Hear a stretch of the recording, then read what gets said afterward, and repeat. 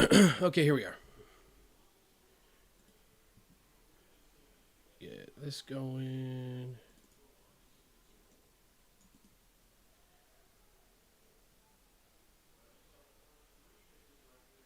Okay.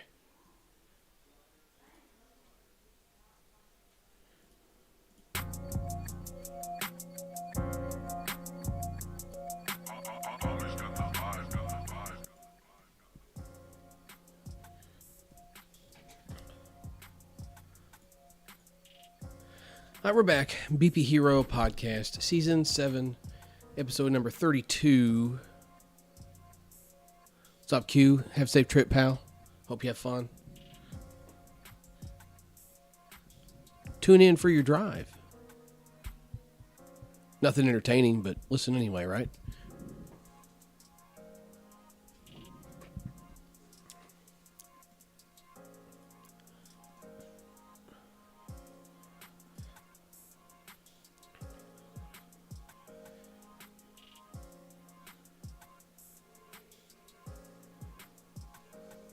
Heard about my weekend.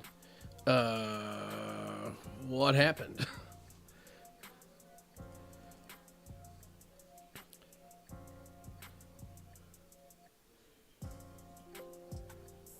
Yeah. All right, trying to get image slideshow.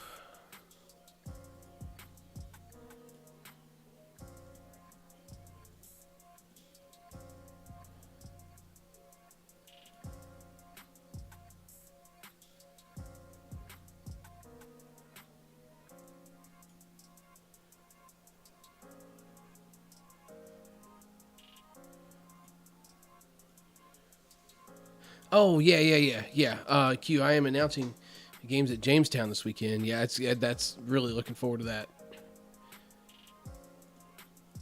Absolute shenanigans will be engaged. No question about that one, pal.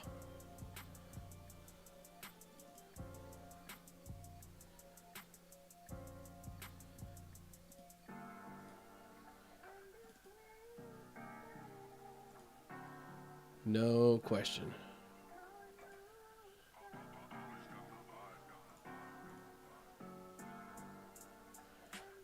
Trying to get myself a little slideshow set up here. Proving to be easier said than done.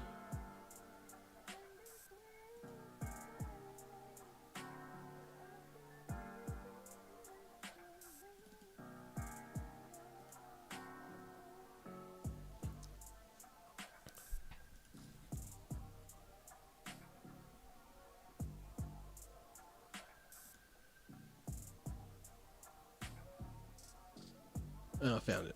Okay.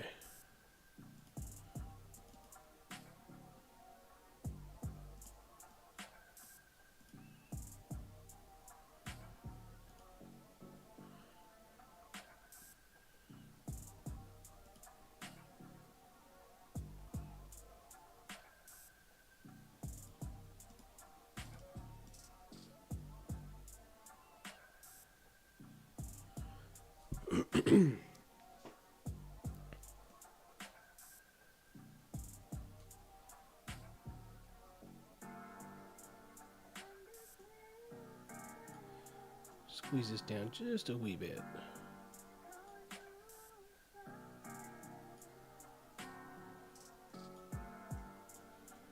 Okay. In the words of Q, I guess it ain't Q saying that. Who's the dude? Q, who's the dude? That's money, dude. What's up, Matthew? How you doing, pal?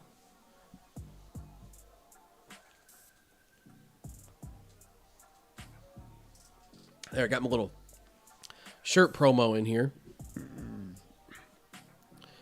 If you have not got your shirt yet, what are you doing with your life? Gio got his. Still waiting on Q to pay for his. Thinks he gets some kind of special treatment. He gets some kind of discount or something. But listen, here's the deal. I'm kind of excited to do this. It just kind of came to me out of nowhere. just to like turn the t-shirt thing up a little bit. Like, let's turn it up to 12. Order a shirt, and it gets you entered into a drawing to win any in-stock bat from headbangersports.com. Shirt order is open until next Sunday, 8 p.m. Central. That's going to give me time to get everything rounded up. Excuse me. Let's get everything rounded up, submitted, turned in Monday morning so they can immediately get started on them. Yeah, Q, if you buy 2, you get 2 entries. You get 1 of each, that's an entry. Every shirt you buy. I mean, I know there's only 2 shirts, but buy some friends some. Have some friends pay you for some. I don't care what you do. Mitchell played it smart, actually. Everybody could take notes from my man Mitchell. He was the smart one and got 2 of the retro shirts for himself because they're white and they may not stay clean the longest. I understand that. The whole idea behind white maybe not staying clean for the longest time, but I like white. When white is clean, it looks great. So that's what we're going to roll with.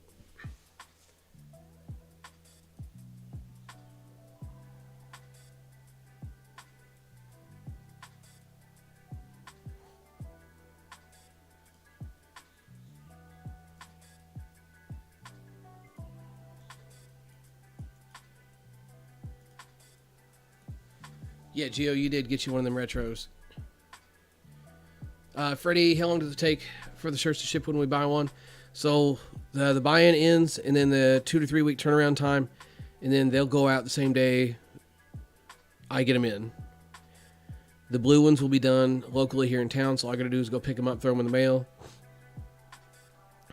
And then once my shirt guy gets the white ones done, those get in the mail, they'll go out same day as well. And yes, Eric, the white ones will make you look faster. Hello. But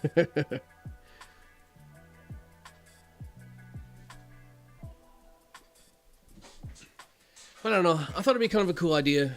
Maybe a way to give back a little bit to the community. And spice things up and do a little bit of a giveaway. Something fun.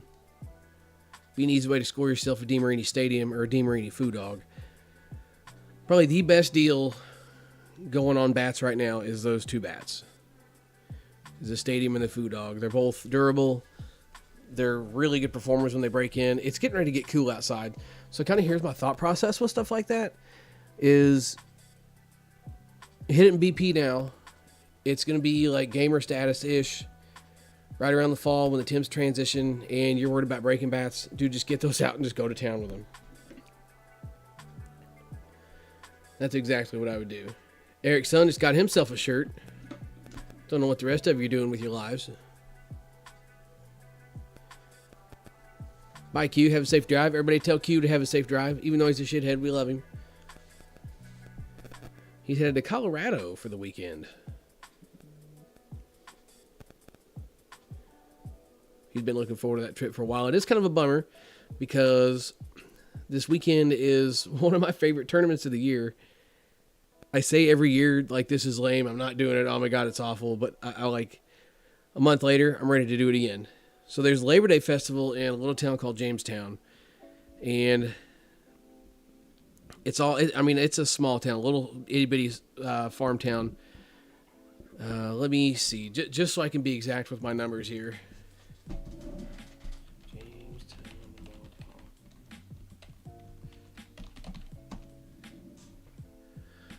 Jamestown, Missouri's population as of 2020 was 382 people. And it's the only town for probably 20 miles. And there's one town that's about 10 to 15,000. And then outside of that, it's Amish country and a bunch more towns the size of that one. Just to give you an idea of like how small this thing is. They always do a Labor Day Festival. And it's very small, so it's centered around everything. You got the city park there, and then the school is there too. And they have the tournament at the school's baseball field. Very unique baseball field. I think it's like 270 in left, a little over 300 in center, and then like 260 in right. The left field fence, there's a little bit of a twist. The left field fence is about 20, 25 feet tall, somewhere around in there, I'd say. And the home run rule is basically like a six, we call it 6 and 1 up. So basically, no, I'm trying to think of a way to explain this. Sorry. It wouldn't be 6 and 1 up. It'd be you can't go, I can't remember the exact term they use. But basically, you can't go more than 6 home runs past the other team. So, if, no, Q, I don't think there's a cat purring.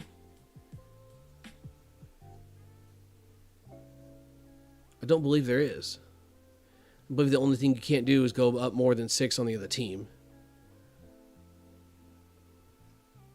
I don't think there's a run cap either, is there? There wasn't last year. Not that I'm aware of. Either that or we didn't hit it, one of the two.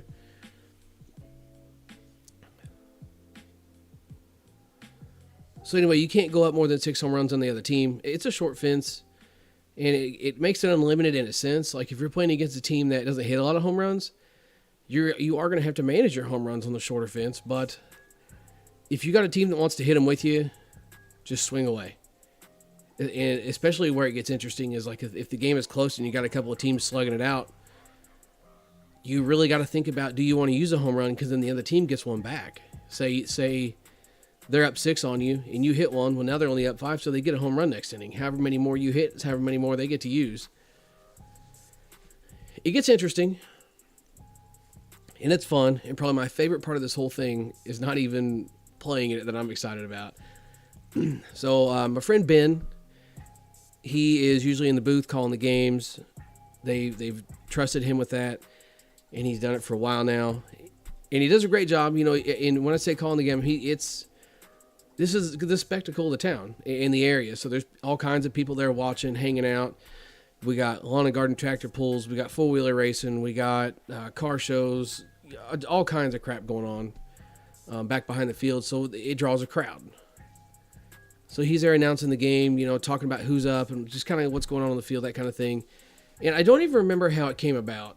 I think he made the joke to me, something about, will you come in the booth? I need to go play. And I was like, yeah. And he's like, really, will you? I was like, yeah, I will. And next thing you know, here I am in Jamestown at 10 o'clock at night with Brian by my side, commentating these games and having a blast. It's so much fun. Obviously, if you're here every Wednesday, you know I'm a talker. So I could sit and talk and blab and ramble and carry on. Does not bother me a bit. I'll talk to myself. I'll talk to whoever. It was a lot of fun. It was a lot of fun. And he messaged me. He says, hey, are you coming back next year? I said, yeah, as long as I find a team to play on, I'll be there. He's like, okay, good. He's like, I'm going to put you in the booth again. And he and I have chatted a couple times this week, these last couple weeks already. I texted him the other day. I said, hey, just letting you know, I've been practicing. I said, I'm ready. I thought about, it would be really fun to, what's up, Jason? How you doing, buddy? I thought it would be kind of fun to maybe do some giveaways there this weekend, but I'm giveaways on giveaways lately. I can't do that. I love giving back. This is not about being able to quit my job and be some kind of full-time YouTuber. Dude, it's about sustaining the hobby, and some of sustaining is giving back. And giving back to the community a little bit. Like I said, we're selling these shirts, and we're going to give away a bat to every entry of a shirt you buy. So if you buy one of each shirt, that's 2 entries. The shirts will be combined. It won't be a bat for each shirt.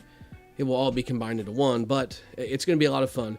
I'm going to take every name, and I'm going to slam them into a spreadsheet, use a random number generator, and we're going to get us a winner. About the only people that I won't let win the contest will be like the people that hit with me are like immediate, like really, really close friends. Like Brian understands that he's not, probably not going to be in the running. I'm sure he gets that, because like think about how bad that would look if I'm out here saying, hey, everybody go buy a bat, Or everybody go buy a shirt and you can win a free bat. And then I could say, oh, Brian wins the bat. And I just keep it for myself. That's not cool. So he's just about the only one that wouldn't win the bat. And he understands that. But it's going to be fun. I'm looking forward to it. But I thought about doing something like that in Jamestown. I know at some point during the weekend they do a home run derby. But I think it's going to be on like a Monday. And there won't be as many teams there. I don't know how long it'll take. There really isn't anything slotted in there for it right now. But I thought it'd be fun, like if there's a lot of people there, to do a home run derby. My friend Seth Thomas is a lights-out basketball shooter. I mean, he played basketball at a local college here, set a couple scoring records, and I believe he holds the school record for what is the highest 3-point percentage, maybe free throw percentage as well. So he or somebody can correct me on that. Either way, what I'm getting at is my man is just cool as ice. And he used to be a teacher there, and he's still known in the community around there. I thought it would be really funny if we had the people hitting the home run derby and then add the twist of he gets to come out. We'll drag him. Well, he even said, set me up a goal on the first baseline. If I can make more free throws out of 10 shots and that guy can hit home runs out of 10 outs, let's give him something. Dude, it just like the thought of that. You imagine driving by and you got one guy hitting home runs and another shooting basketballs. Wild. Absolutely wild. I thought that would be a lot of fun, but we got to draw the line somewhere, right? But I'm looking forward to it. I'm going to try. No promises, but I'm going to try and go live on the Facebook page and talk about that a little bit while I'm there. You know, kind of give you guys, you should be able to hear me calling the game. I can respond to some of your comments and questions and things like that, as long as I have phone service. Last year when I did go live for a little bit, I didn't have phone service. If somebody else was setting it up, and it was set up to where you couldn't hear me. And unless the speaker is like blaring right behind the phone, which means it's too loud for the people in the field, you couldn't hear the speaker either. So still working through some logistics there. Maybe the Wi-Fi from the school could push out there. Maybe there's something around there. I don't know. We'll figure something out. But if we can go live, it'll be on the Facebook page. Be sure and stay caught up there. And I'll remind you then, just like I'm going to now, buy a shirt, win a bat until next Sunday, 8 p.m. Central. Shirt styles on the page. Go ahead and get yourself some. But this will be kind of a short and quick and to the point podcast tonight. Still feeling kind of ran down. I did indeed get the ick. I don't want to say the word and get my videos demonetized and flagged and be hidden on YouTube for the rest of my life. Drug me down for a couple of days. Bounced back. Feeling pretty good now. Just getting worn down. Went out and mowed the grass tonight. Felt like I ran a marathon. And I got to play softball this weekend, but thank God I'm not pitching. So that's always a plus. Got a nice little squad going down there. Should be a good time. Getting to play with my guy Mitchell. Always a good time with him. And I'm kind of thinking the way the schedule is going to work out, because there's only one field. They do men's and co-ed. And the way that this might all work out, I halfway thought about it. I'm going to do my best to vlog this weekend, by the way. I know a lot of you guys really enjoy the tournament vlogs. I haven't played in a lot of tournaments, so it's hard for me to do that. And I think 2 tournaments I've played this year, it just hasn't been in the cards for it to work out the way it did. But that is like the agenda for the weekend. That's the one thing I do want to get done, is to vlog and just kind of like bring you guys the spectacle of what is the weekend and why I enjoy this. It's going to be a lot of fun. I'm going to really enjoy it. So our first game is at 10 a.m. on Saturday. The tournament starts on Friday. Luckily, we didn't get a Friday game. So the tournament starts at 10 a.m. on Saturday. And then if we win that one, we play at 7 p.m. on Saturday. And then if we win that one, we play at 7 p.m. on Sunday. 24-hour break. It's wild. It's absolutely wild. There's one field, all these games going on, and it's just how it is. You got the co-ed to play. You got the losers bracket to play out. I think it's capped at 9 and 8. 9 men's teams, 8 co-ed teams. And then if we win our 7 p.m. game on Sunday, we play at 3:30 p.m. on Monday. And I'm halfway thinking, like, here's kind of what I'm thinking for the weekend. Let's get over there, get game 1 in the books, hang out, do our thing. I might jump in and get some swings in co-ed with a friend of mine. Then go hang out with the in-laws. Go hang out at their house for a little bit. The kids love going over there. It'd be a good time. They don't live too far away. They're going to be nice enough to let us crash at their place for the weekend because Jamestown is like an hour and change from my house. So we got the dog put up for the weekend. We're going to go hang out, spend some QT with the family time there. Sunday, we got all day. Go on some four-wheeler rides, maybe do a little fishing, a little hood of that shit. Go back, play that game. And if we play at 3:30 on Monday, I think I'm going to get up and go golfing Monday morning. I'm not even going to lie to you. I'm throwing the clubs in the car just in case. It'll be a good time. I'll look forward to it no matter how it boils down. Should be a fun weekend. What's everybody got planned for the weekend? Speaking of softball, I know there's some other people playing softball other places. There is usually a couple of wood bat tournaments. I believe one of them is in Mocaine, Missouri. A town just about like Jamestown. It's their little World's Fair thing. My friend John was very excited to play in that. He grew up in Mocaine. He was very excited to play in that thing. That's basically like I guess you could consider it an all-nighter. It doesn't stop until it's over kind of thing. It'll run through a couple of days. And then I do believe Mary's Home, a wood bat tournament, used to be on the same weekend or maybe close to it. And it was a wood bat tournament. It would start on Friday and literally, and I kid you not, run until it's done. It would go through Friday night into Saturday, Saturday into Sunday. Nothing but games the entire time. But I do believe, correct me if I'm wrong, some of the locals might be able to, Mary's Home got canceled last year because it had 16 teams and they said it wasn't enough. How many tournaments have you played in this year that had less than 16 teams? I'm going to bet a bit of you that do play tournament ball probably played in a decent number of tournaments with less than 16 teams. So the fact that they say that's not enough is kind of wild. But it is what it is, right?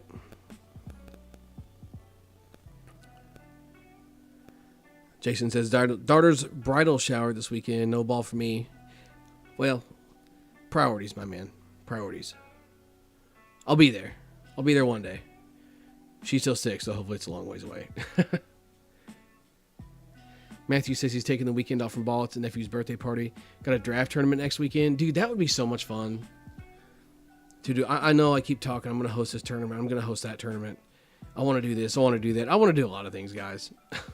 Some of it's just getting a fire lit under my ass, and then some of it is finding the time. They did recently change some of the policies at work to free up weekends for the people that get stuck working a lot. So that's going to be kind of nice, because that's half the reason I haven't really tried to like schedule or run any of my own tournaments, is simply because it's hard to try and do that when you don't know when you're going to be off work. So that definitely helps free things up.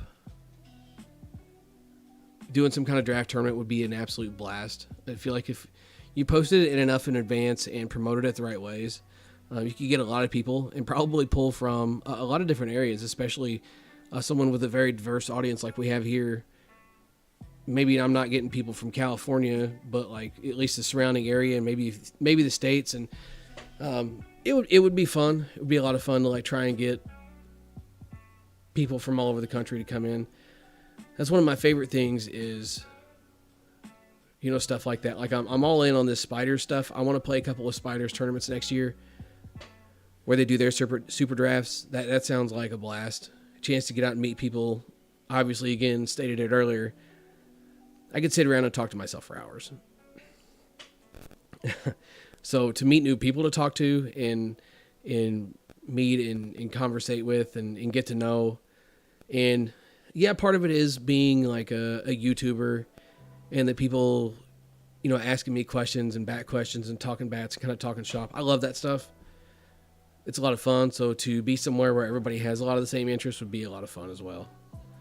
And that's why sometimes I like doing the podcast. Like, we'll just sit here and just ramble and talk, and I'll just have a podcast having a conversation with the comment section, and wouldn't change it for the world.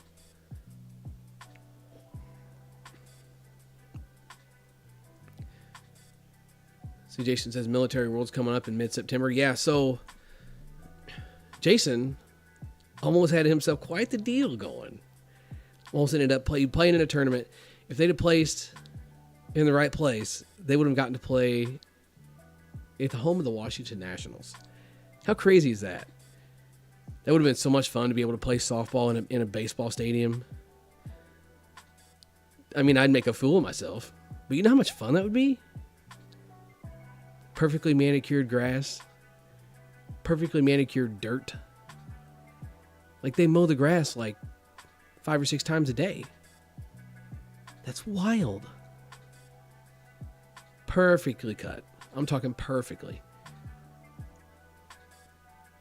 Jason says he would like to do a Spiders tournament and have an opportunity every year, but inevitably my team will play. Yeah, I get that.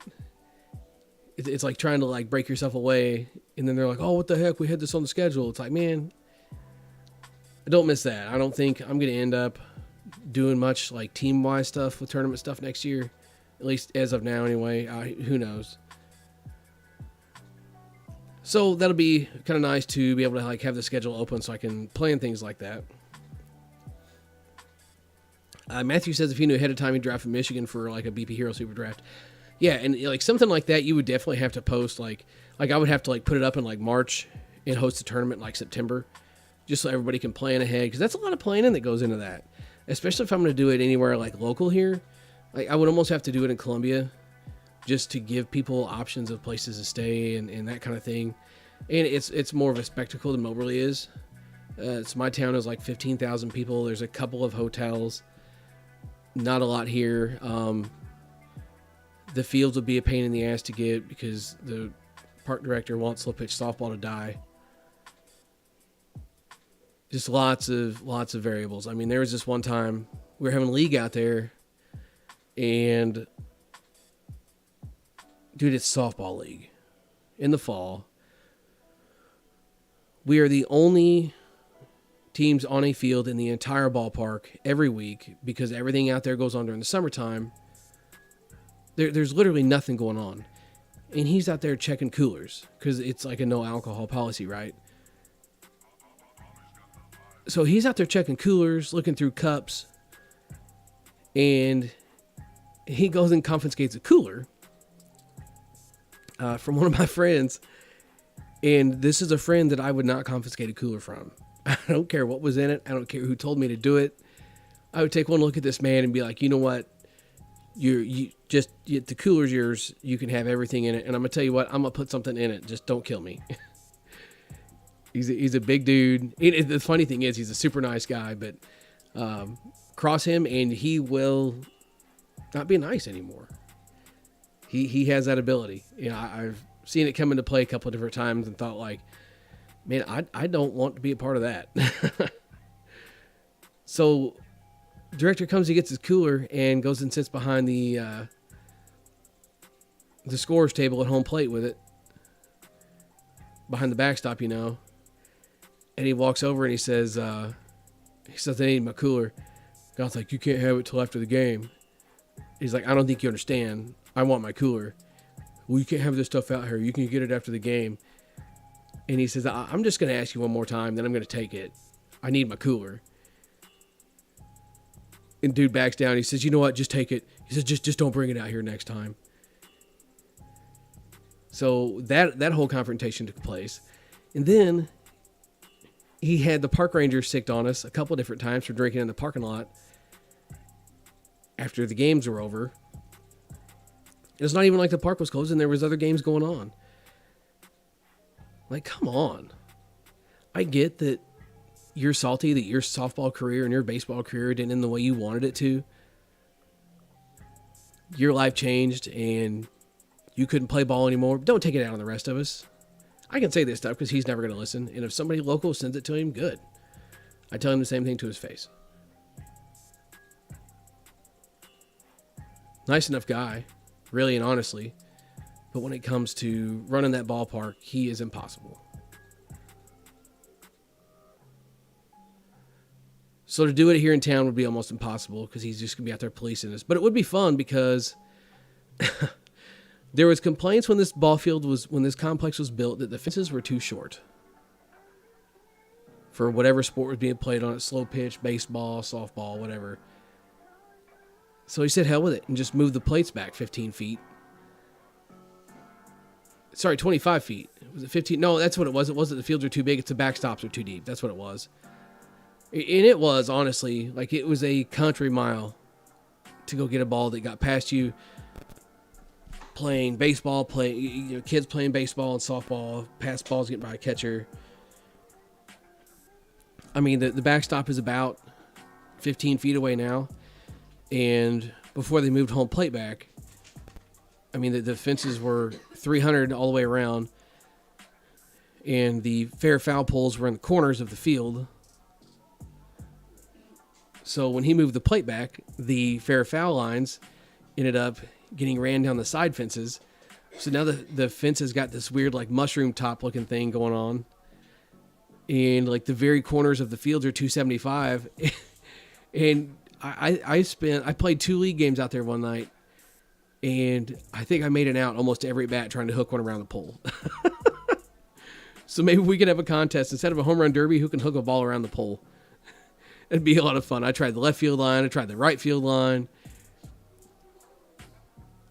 It was an absolute blast.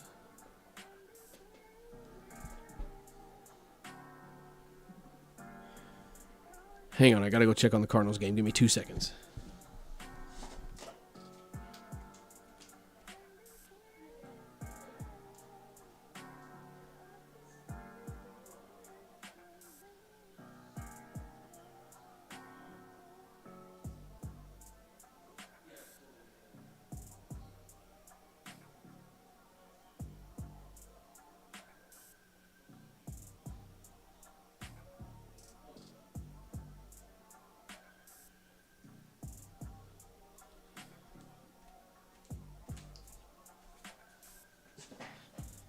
So I got on a bit of a rambletron tonight.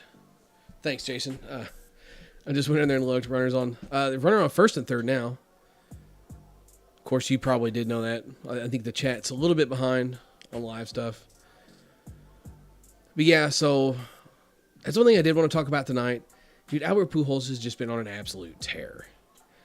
And Barstool Sports wrote up an article basically saying like, hey, Albert Pujols is on some shit. I made the joke. I did make the joke with some friends a while back. Like, what are the chances?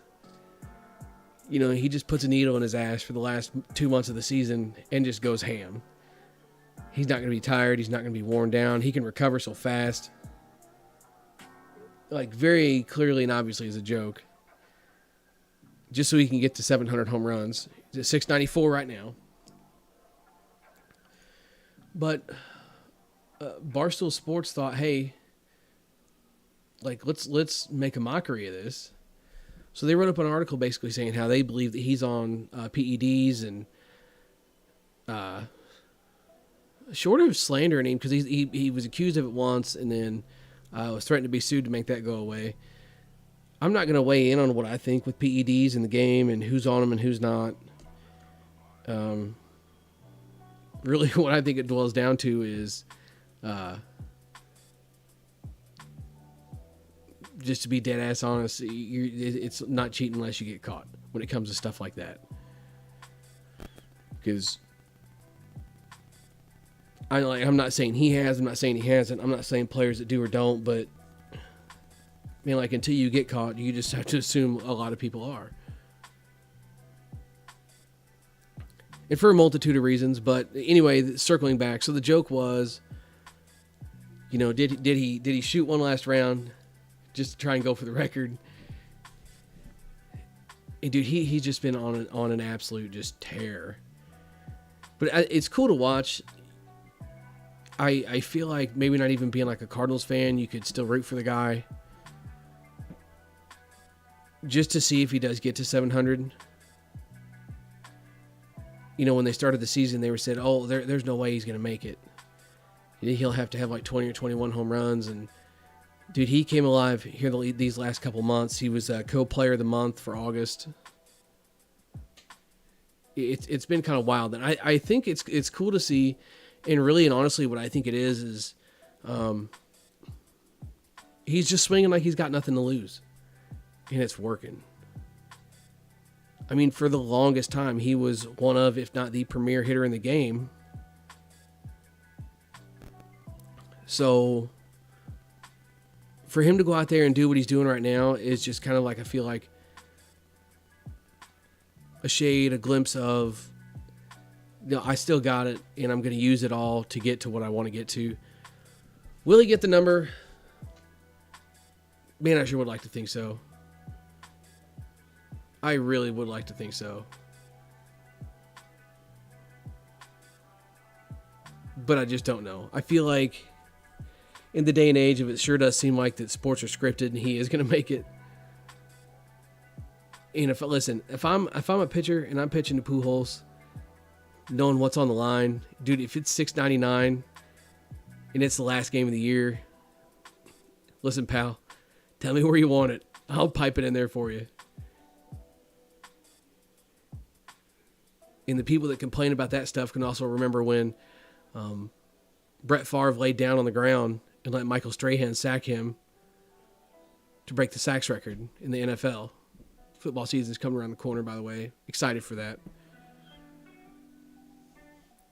But to see Pujols make this run, I think it's awesome. He's digging deep. He's swinging like he does not care. And maybe I'm not saying he doesn't care. But to just get in the box and just hack away without a care in the world when the entire league seems to be rooting for you, it'd be easy to do. It'd be easy to get in there and just swing the bat like you got nothing to lose. And he has just been beating the cover off the ball too. I won't say a lot of his outs have been scary outs too.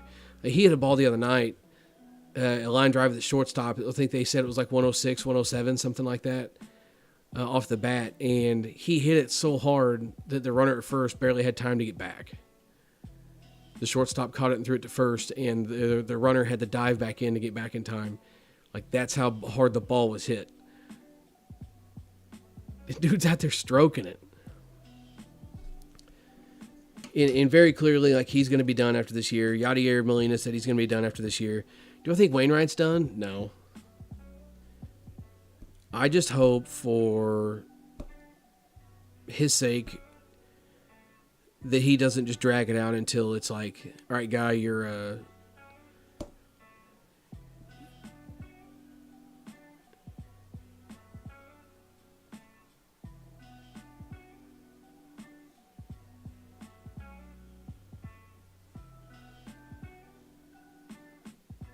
oh boy. So I can hear the game in the other room. It's killing me. Not even sure I want to go in there. But so anyway, I hope Wainwright doesn't just drag it out to the point that he's a 500 pitcher, you know, crow hopping a pitch to the plate to get it to be 85. I mean, the dude's obviously still got the stuff to be an ace. And Lord knows the Cardinals need him right now.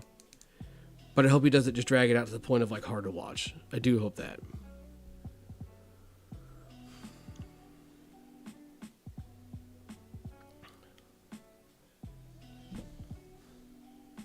Give me 2 seconds here. I got to check something.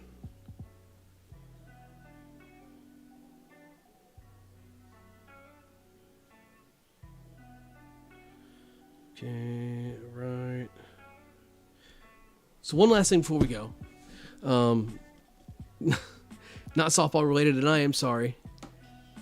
But we're talking bowling for a minute here. Big night. The big night. So we had to pre-bowl because they wanted us to bowl on Labor Day. The league wanted us to bowl on Labor Day. Monday. I do a Monday league. I'm like, no shot. I'm going in there and bowling on a Monday. And the cool thing about bowling is is I can go and we can pre-bowl. You have to, the whole team has to do it, but we can pre-bowl. We can say, hey, we can't make it. Can we come in and bowl and post our scores for the upcoming week? Yeah, cool, that's fine. So that's what we did last night. And I've been bowling like actual league stuff for, I bowled a couple months here in town before the bowling alley closed up.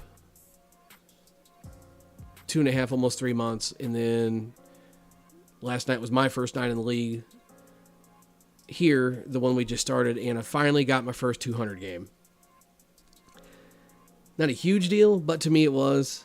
I couldn't tell you how many 190s I've bowled trying to get to 200. I ended up bowling a 213 and then going off and throwing a 236 after that. But we came right back to reality and bowled a 150. Where I'm going with this, when it comes to like pressure, because like I immediately thought to myself, like right after I did this, like this would be a good podcast topic, because I'm going to segue this here. So I look up, I'm not 100% familiar with like, if I have this much in this frame, like this is what I'm going to end with if I can strike out, or I'm inevitably going to end with this score. So it's the 9th frame, I'm getting ready to throw the 10th, and my friend Brad, who bowls on Tuesdays, is there. And I kind of BS with him in between shots, because we're rolling through the order here because we're not bowling against another team. And I look up right before I go to throw my 10th frame, and I'm like at 190 something, maybe. Maybe it wasn't 190. Maybe I think it was in the mid 180s. And like I just immediately like clinch up, like, oh God, like I can do it right here. Because I've done this before. I tried to. I was set up for a 200 game. Threw an open frame in the 9th and just screwed myself. And I go up there to throw my first shot thinking like, all right, just knock some pins down, clean it up, and get your third shot of the frame. You should be good. I go to throw the ball. I am, what's up, Kyle? How you doing, buddy? Unfortunately, just getting ready to wrap up here, telling a story so I can segue into a topic. And I'm probably going to wrap it up for the night. Feeling kind of drugged down still from the ick. So I go to throw this ball, and mind you, I'm a caveman, I'm unorthodox, and it's not pretty, and I'm not civilized when it comes to bowling. I don't bowl with a thumb. I just put 2 fingers in the ball, pull it back, and cut her loose. I don't have a hand laid out very well to get a thumb behind me. I've got a barroom break in one of my knuckles. The whole situation does not bode well for me to try and use a thumb. I'm working on trying to figure out a way, but as of now, it's not going well. So you don't have a whole lot of support there. You basically got to cup the ball into your wrist and your arm, dig your fingers in, and that's all you got to support that ball while you're swinging it around. 16-pound ball. I pull back and I come down for my shot and I go to throw it and I feel it slip out from underneath my wrist. And it hits the lane and takes off rolling, and I'm thinking, God, no. I thought for sure that I had just rolled this ball straight into the gutter. But somehow it slipped out of my hand. I managed to push it off my arm and get it to roll down the lane. If you know anything about like reactive balls and bowling balls, the balls that hook a lot,